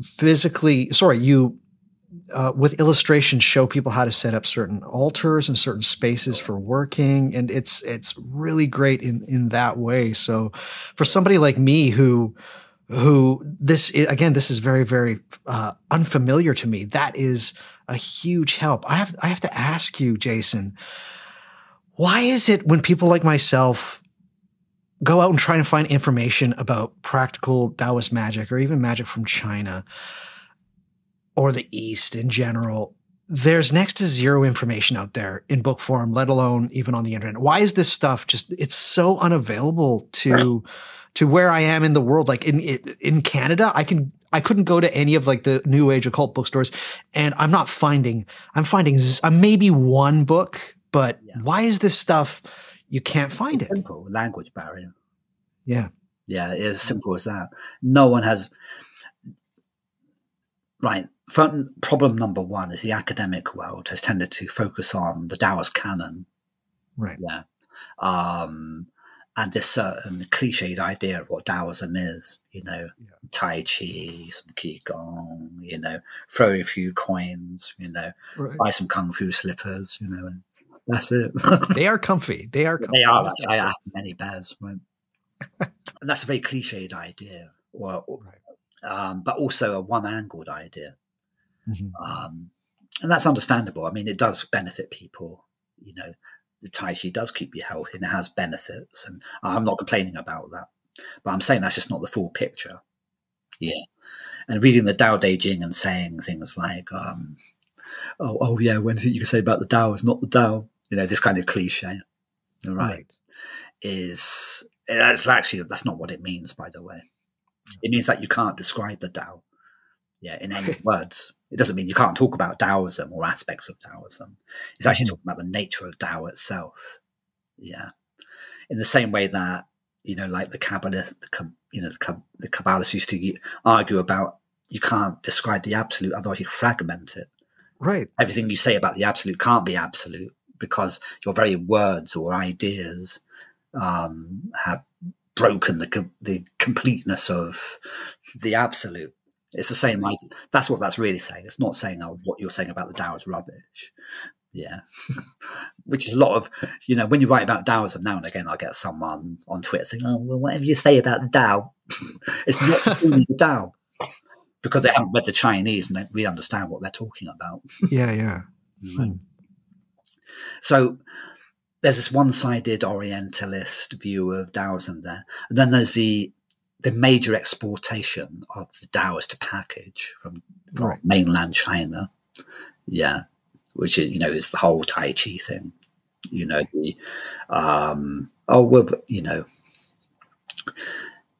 there's a complete ignorance of the other side of Taoism, which I would call the magical Taoism, the Mao Shan Pai, the Lu Shan Pai, Mei Shan Pai with its upside down God. Yeah. Right.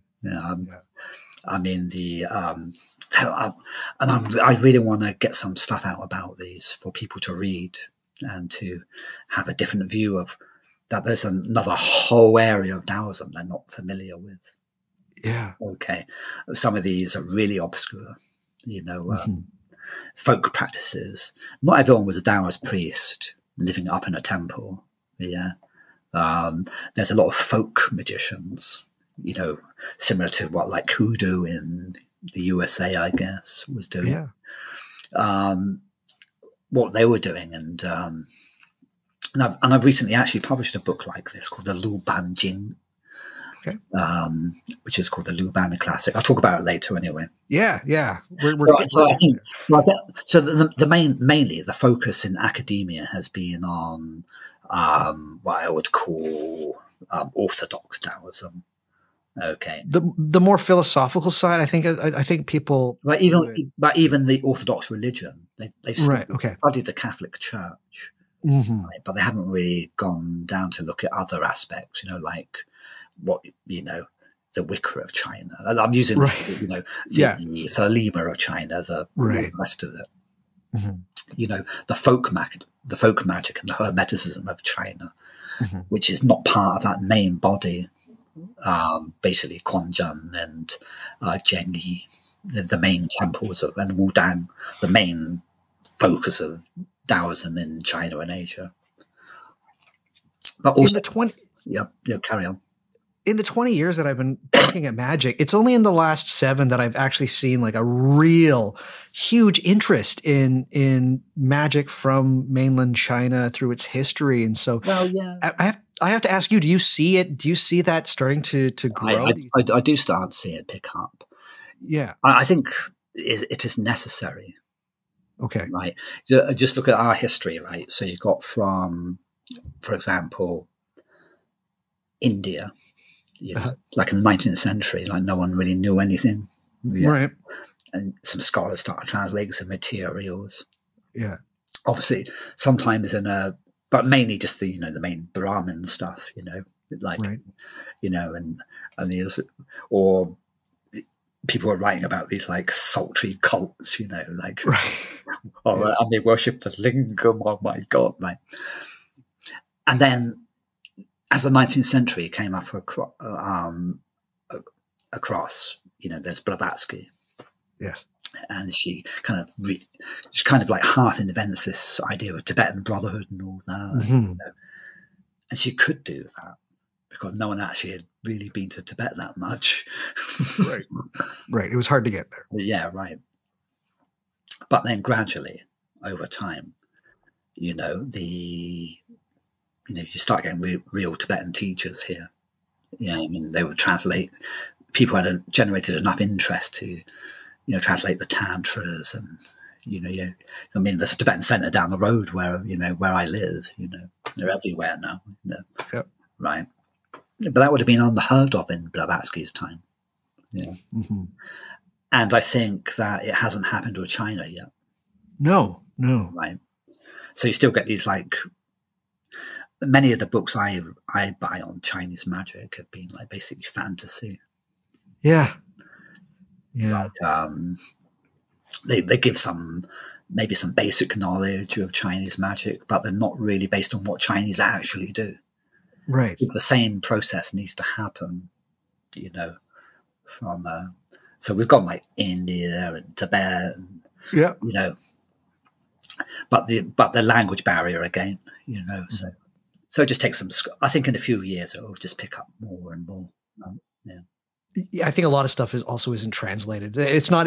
You've mentioned that a lot of the traditions themselves are very oral, right? So that's true in every tradition. Yeah, correct. Yeah. So, but I have to ask, because people are going to listen to this episode and they're going to be like, "I want to know more. I want to get." So, what do they do? Where do they go? Okay, well, that's a good question. I could say China, but no, I think. There's lots of people doing more and more work. Okay. In the Chinese, I hate using this word current, right? Right. Yeah. Okay. I'll probably come up with some fancy gematria for it later. Right. So anyway, what can they do? That's a really tough question because there aren't many Chinese. For one, I have to say, your book is a good place to start. And I'm not just saying that to wax your Corvette.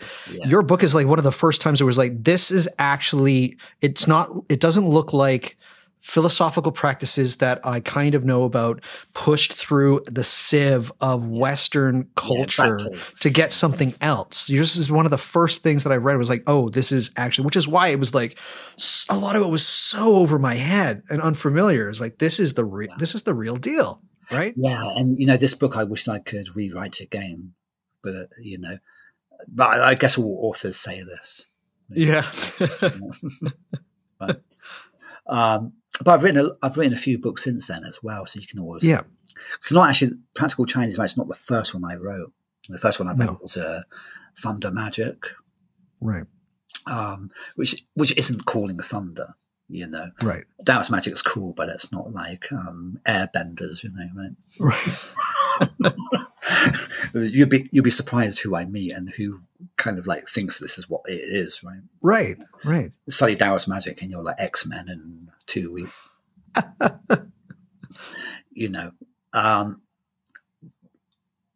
So thunder magic is really about harnessing yang energy, for healing, and martial arts, that sort of thing. And that's the first book I wrote. That's an art called Wu Lei. Wu Lei means 5 thunders. Okay. And then there's called Wu Lei Jiang, which is like 5 thunders palm. And that's a good start as well. I think it's on Kindle now. It's really cheap. Yeah. Okay. So I've done that one. Then I did a book about Hu Li Jing, which is the fox spirit. Right. Spirits are really important in China, especially in an animist society, even when they don't admit it. Yeah. Right. Everything's alive. Everything. There are gods of the toilet, the bathroom, everything. And I like that idea. I think that it's a reality because everything has a feel, an ambience of its own, a consciousness and an energy and a function and a form. An agency, I like to say. I think everything has an agency. Yeah, exactly. Yeah. Form and function, yeah. So the function itself is the spirit of something. Mm-hmm. Yeah. And it can be used to your benefit when you know how. And that's part of the secret of feng shui as well. Not just, oh, we're going to move this crystal over here, man. And you know, right? It's just not that, right? Yeah. You know, you have Practical Chinese Magic that's out. Yeah. You have Thunder Magic. You have it's Fox Magic as well. Uh-huh. You also have a new book coming out. Tell us about, because you mentioned that there was a Chinese grimoire. The Lu Ban Jing, and that. Yeah, and the Lu Ban Society were quite interesting. Okay. It's a bit like in a way, it's a bit like Chinese Freemasonry. Oh. So what happened was there's Lu Ban was a bit like Daedalus. You know, he was like a super architect, engineer, inventor, and he was an expert woodworker and stonemason and all that sort of stuff. Okay, and Lu Ban. Okay, and so all the craftsmen in China, the woodworkers who made the temples, they have a secret knowledge. This is all going to sound familiar, by the way. Yeah. Have a secret knowledge, and you know, of like time and measurement of when things should be built, how to build them, internal secret measurements of temples and stuff like that, or building the perfect house so it has those and it reflects the cosmos and all that sort of stuff. Right. So they had an incredible system of magic as well. Okay, which goes with that. So this book, has it been released, or is it on its way? Yes, it's being published. Yeah, nice. It's been out for a while. Oh, good, excellent. So must have been out for a couple of months now, I think. Okay. So Lu Ban Jing looks at various spells and crafts, some of which were really feared in China. Yeah, Chinese had a great fear of pissing off woodworkers and stonemasons and builders, because they all knew they had this secret knowledge. For one example, there's a story here. Maybe in the 1980s, there was a house in Singapore, and every night they could hear this woman crying and weeping. Yeah, and it got unbearable. Yeah. They looked all over the house, and, you know, looking out the window, well, where's this woman? Right. And this family became terrified. Okay. They couldn't sleep. They had insomnia. The dark circles under the eyes, kind of a bit like me today, actually. And they couldn't find the source of it, so they called a Taoist priest to come and look for it. And he immediately suspected that there was something inbuilt into the house. Okay, so he asked the house owner, "Oh, did you annoy the builders earlier on? You know, when you wanted your house built?" He said, "Oh, yeah, we had an argument about the price of the, you know." And what they did, don't do that. Yeah, so they located it, pulled out a brick, and they found an orange, dried orange, which I don't know if you've seen a dried orange, because that kind of hard shell. Yeah. And they broke open the orange, and there was a curse inside that had caused this weeping sound going through the house. Wow. Okay, and that's kind of the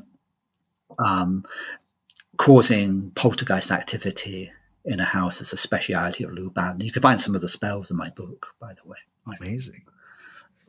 You're also the moderator of a Facebook group, or one of the moderators of a Facebook group called Chinese Folk Magic. What happens there for folks that want to find out more about your work? Actually, on that website, I give out some basic practices, discuss some snippets of Chinese myth, legend, and so on.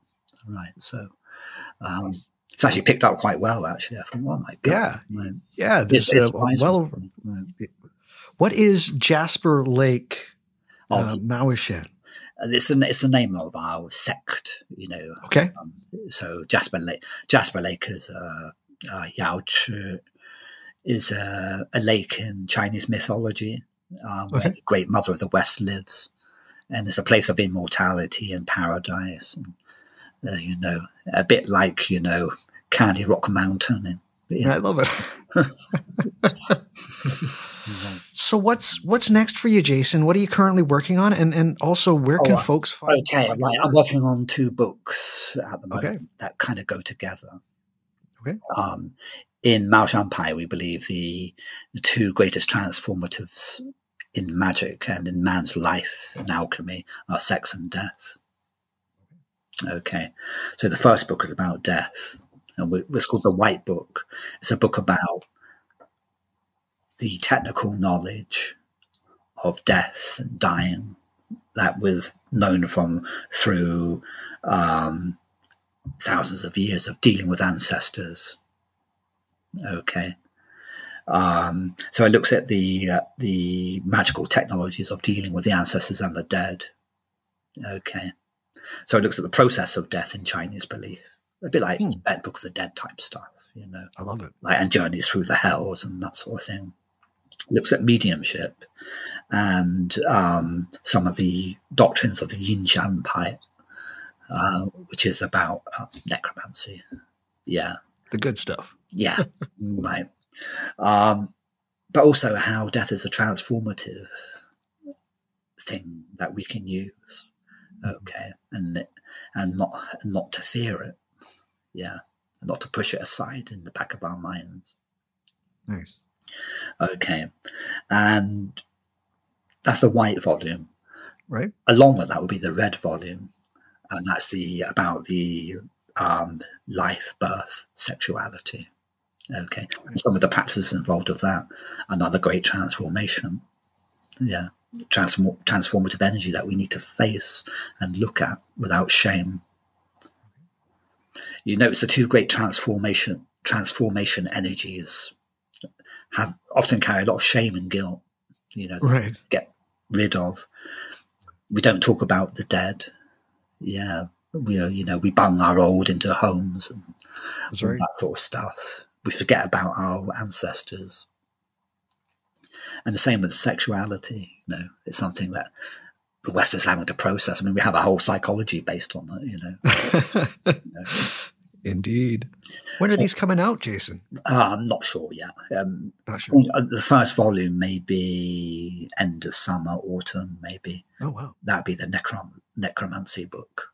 And it's the genuine stuff, not something I just invented. I love it. Kenny G style, you know. Right. I love Kenneth Grant's works because everything always goes wrong. Right. It's true. You know, today we're going to invoke like the Cthulhu forces and everyone gets ripped up in tentacles and stuff. That's right. Great read. Where can people find you, Jason, on the World Wide Web? I do have a link to Jasper Lake, but the site is still being built. But I will send it to you. Okay. Perfect. And you can definitely put it in your notes at the bottom of the screen. I certainly will. They can contact me by Facebook on the Chinese Magic group and on my Twitter. And I'm sure your Twitter account is a lot of fun. I like scrolling through your Twitter account.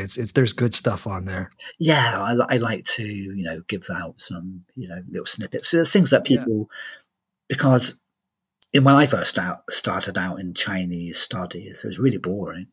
Yeah, it's like there's about 15 versions of the Tao Te Ching. 20 copies of Sun Tzu, the Art of War and the I Ching, and it was kind of repeating the same stuff over and over again. The greatest hits. Yeah, and obviously there's books of alchemy, but which are really useful, but also sometimes monumentally boring unless you're into it. Buying a book on alchemy is like buying a car manual. A lot of it's true. You sit there going, I'm feeling really wise reading this one, which is good. Sure. It's like, obviously it's an essential part of any Taoist cultivation. There'll be some kind of alchemy, breath control. Yeah.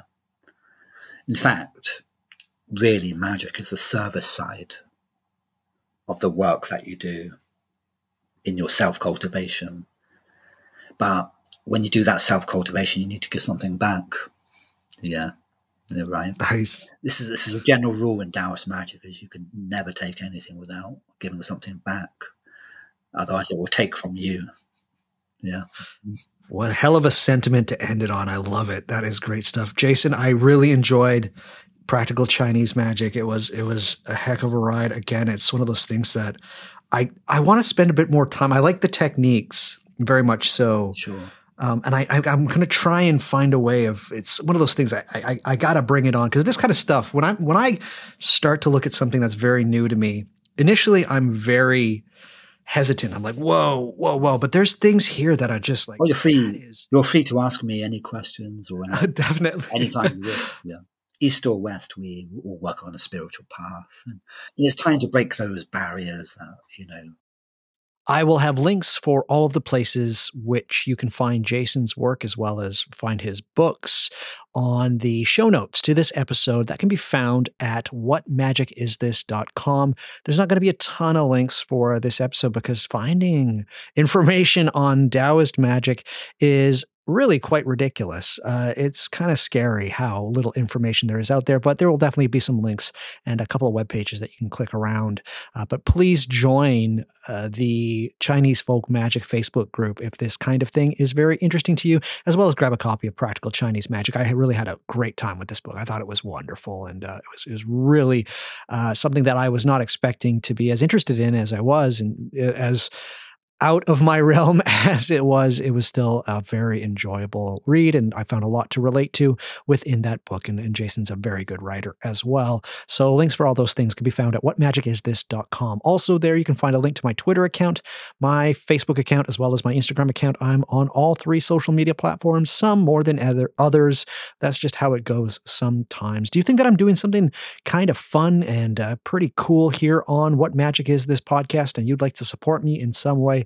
I would love, just absolutely love, to have your support. There's 3 ways to show your support and to provide support. Let's go through all of them. The first one you all know, and that is the Patreon. Patreon.com/whatmagicisthis, or head to the webpage, whatmagicisthis.com. Click on any number of the follow me on Patreon or support me on Patreon buttons that are there. It's only one tier. That's it. I have one tier, and it's $7 a month. That is nothing. That is chump change. That is so little. If you go to a bar and buy one cocktail, that is the price of joining my podcast on the Patreon, which is like a whole different show. I have episodes on deities, on how to start doing Solomonic magic. I have episodes on videos on how to create certain magical things, such as incense or draw a magic circle for use in Solomonic magic. I have so many amazing programs. There's basically like a whole different show. You get to see more of the kind of magic that I love and I'm really psyched about. It's just so much more. And truly, this podcast is my job. As much as people like these main podcasts, I truly think that my greatest work is on the Patreon stuff. I spend as much, if not more time on the Patreon than I do on this main podcast. Both are great, but one actually keeps me doing the things that I love. And I think I'm doing something special, and I can't do that without your support. So Patreon is the best way of supporting me. $7 a month. Most other people are providing more, tiers and things of that nature. But you can jump on for $7 a month. But also you can edit your pledge to any amount, truly. If edit your pledge to more than $7, I would hope. But I just need your support to be able to do this thing, to keep this podcast going. And I get more and more people listening to the podcast with each and every month. My listenership has gone up each and every month. I know people are interested in this kind of thing, but I cannot do it without your support. So the best way of doing that is through the Patreon. It really is the best, and my best stuff is there. Totally different thing, but also great nevertheless. Patreon.com/whatmagic is $7 American. That's absolutely nothing. But if you want to give me some money, just give me some money. If you just want to give me some money, which I'd appreciate, but you don't feel like doing the whole signing up to my Patreon thing, you can do it through PayPal. Go to whatmagicisthis.com, click on any number of the PayPal buttons there. Everybody knows those 2 little P's kind of superimposed upon each other. Click that. You can donate $5, $10, $20, $2,000, $200,000, $2 million, $2 trillion, $2 bazillion. Have we, as a species and as the humans, have we finally locked down that bazillion is a real thing? It's after trillion, right? It's like more than trillion, bazillions, like the next one, right? I think we have. Anyways, any amount helps me, right? It all goes to make this podcast run. I've got hosting fees, I've got plugins for my editing software. All of the donations made through PayPal just keep the fires at the What Magic Is This furnace here at the What Magic Is This headquarters. It keeps them going, and I can't do the show without monetary support in some way, shape, or form. But the PayPal stuff, that just goes right back. It literally goes into keeping this podcast going. And there's been a few people donating through PayPal recently. Thank you, each and every one of you. I don't have your names in front of me right now. I'm so sorry. I'm terrible. Anyhow, but I really do need those donations through PayPal, because podcasting's expensive. It's what keeps it going. Anyhow, if you can't do the PayPal and you don't feel like doing the Patreon, there's another way of giving support, and that's by showing your support by grabbing some merchandise, be they mugs, stickers, tote bags, phone cases, T-shirts, hoodies, children's clothing. I think they have got like baby onesies. What are they called? I forget what they're called. They might just be called onesies. Anyhow, I'm terrible at my merchandise. Trying to hustle my merchandise, but it's great stuff. I love my logos. There'll be a new logo coming up here sometime shortly, with a little Eye of Providence logo that I've got running on my social media platforms. Anyways, I don't see a lot of money from the purchase of any of my merchandise. For the most part, it goes to the people producing it, but I see like a little bit. But I just love seeing people wearing my stuff and rocking, the mugs. They're all great. All of the designs, they're created by either myself or some folks who have been really helpful for me that are part of the Patreon. Anyways, it's all well and good.